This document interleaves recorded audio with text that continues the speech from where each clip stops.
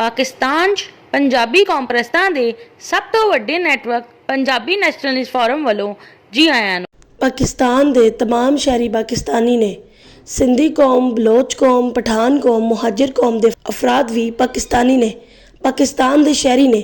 लेकिन 7 दिहाइयां तो पंजाबियों नूं पंजाबी कौम दे बजाय पाकिस्तानी कौम बनाने दे तजुर्बात क्यों किए जा रहे हैं? मुल्क तब्दील करन तो शहरीयत तब्दील हो जाती है, लेकिन कौम फिर भी फौरी तौर पर तब्दील नहीं होती जब तक कि कौम के अफराद किसी दूसरी कौम च जज्ब होकर अपनी कौम तो अमली तौर पर कतई ताल्लुकी ना कर लैन। इसलिए अपनी ज़मीन ते रहंदे हुए पंजाबियों की कौम किद्दां तब्दील होएगी? अपनी ज़मीन ते रहंदे हुए पंजाबी किस तरह दूसरी कौम च जज्ब हो सकते हैं?